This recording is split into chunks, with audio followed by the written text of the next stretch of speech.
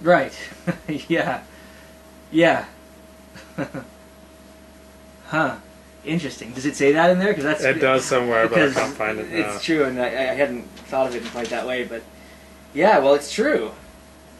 I mean, Speaking as the viceroy and not as the righteous Joseph, he proclaimed to the brothers how ethical he was, but suggested not very subtly that they would die unless they obeyed him. oh, right, right. Well, they may die anyway, but it also does suggest what I think you were just saying, that he, I fear God, so you're not going to die a terrible death, because if I didn't fear God, you would die a terrible death. That's interesting. Yeah, because this is a hell of an opportunity for revenge. I mean, can you imagine Genghis Khan? If Genghis Khan were the vizier of Egypt and his brothers came down in this situation, good God, Genghis Khan would have been, sleeping with their wives on top of their backs. Like, he would have, like... So that's very nice. Joseph. So do you think it's good or bad for the Jews when you have a Jew in power like Joseph? I don't think... Like Joe Lieberman. If Joe Lieberman became president, do you think that would be good for the Jews or bad for the Jews? I don't think it'd be either good or bad. I mean, I think it depends on how you play it, like everything else. I mean, I don't think Jews, by fretting and obsessing over, oh my goodness, the Goyim are going to hate us because there's a powerful Jew, I don't think that's true. I don't think Jews know shit about the Goyim, is what I think. I think that they don't know what...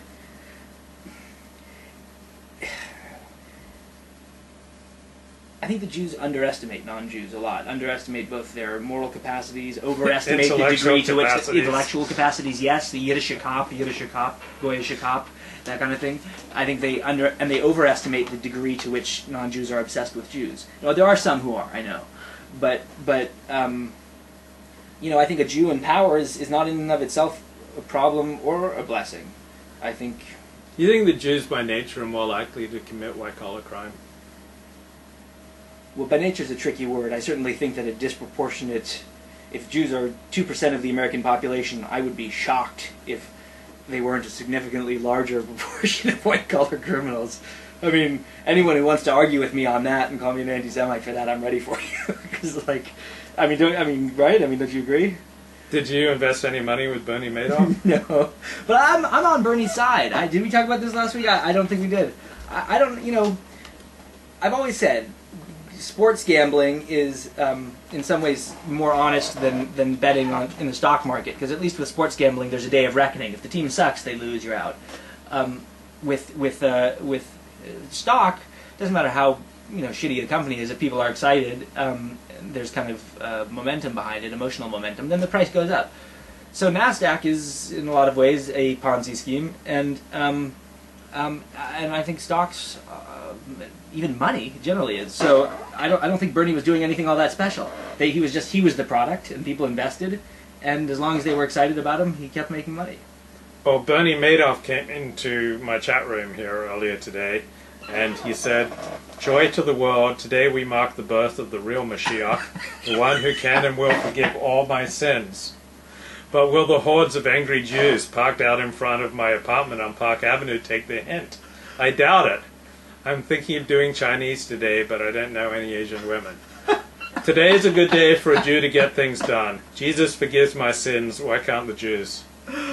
Well, that's funny on a lot of levels.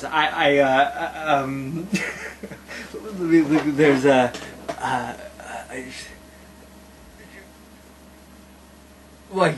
on behalf. Your eyesight's not very good, Joey. No, it's poor, and this is with contact lenses. Are there really hordes of angry Jews outside Bernie Madoff's apartment? Well, Bernie says so in my chat. Yeah, well, that's what Bernie says. Well, you never know that. That may be him. Richard Stallman engaged in a dialogue with me at Juicy while huge corporate CEOs were begging him for his attention. So who's Richard? Richard Stallman is basically the guy who owns the rights to Linux, the operating system, which runs the web essentially. So, but it's anyone can use it, right? Anyone can use it, but the licensing agreement, there is a licensing agreement, and he kind of controls that. So he was one of the most desperately courted individuals by corporate America. I mean, they would do anything for him, and he was not all that responsive. But he was emailing with me. It was hysterical. Like, good God. But in any case, Oh, yes. I don't know. Someone told me that he invested in a lot of Jewish organizations had invested with Bernie Madoff. Yeah, so sorry for them. But again, the Jewish organizations have worked really, really hard to get themselves into the good graces of kind of obscenely wealthy Jews.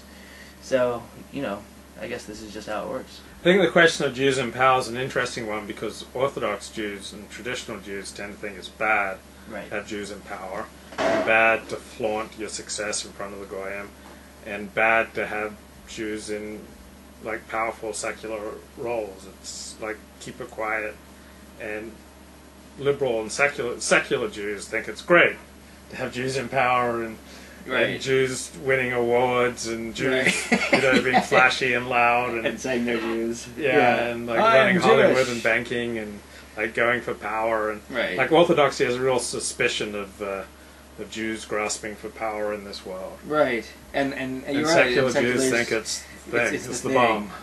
Right, and I kind of think it's neither. Yeah, I agree with you. Yeah. To be honest, between the two, again, I find myself saying this more frequently than I might think, but between the two, I go with the Orthodox again, just because I find it less annoying. You know, in that case, like okay, fine. If you're gonna have a big emotional thing about Jews in power, then just fine, stay away from it. Rather than like, hey, look at Shecky Green telling everyone he's Jewish and has power. I mean, you know what I mean? I just think right now Monica is having Christmas dinner with her Goyish family. Oh, right. Monica. So I wonder what that conversation is like. What do you think's going on in Monica's home? I don't know enough about her religious background, so what her home is like. Fundamentalist Christians. Really, yeah? And are they Philo-Semitic? Philo-Semitic. Okay. But she has a brother who's not quite as Philo-Semitic. At least he has a harsh sense of humor. Well, that's pretty cool, a fundamentalist Christian with a harsh sense of humor. But I can't even imagine. I mean, I know for my family what it's like to have Jews and converts to Christianity celebrate together for Christmas. People in my family converted to Quakerism. So these are an aunt. Makes sense. Yeah. Didn't expect it. Why not? But I as a child, I kind of liked it. I mean, but no, there was tension that I didn't realize was there until later. I don't know. I mean, wouldn't it be funny if the parents like bought all of their children Christmas presents, but not Monica because they didn't want to offend her religious sensibilities. I bet they would. Like my first girlfriend, her mom was not Jewish, her dad was, and when her mother came over for like her first big meeting, they made like borscht and all this Jewish stuff for everyone, and for her they just had like half a slice of grapefruit and that was it. Like, it was like because they didn't want to offend her with the Jewish stuff. Like, it's great. But is it like that? Is her family like? I can't imagine it's like a thrill for either party. Like, just imagine you have a kid who converts to Judaism, then you have them home for Christmas dinner. Like, the parents must feel like failures, and then Monica must not be so thrilled either. I don't know. I mean, everyone's different, but you always look on the bright side of life. Well, no. I mean, always look on the bright side of life. No, life is full of shit. I mean, there's life can be fine if you both. I should look up that song. No, it's not the bright side.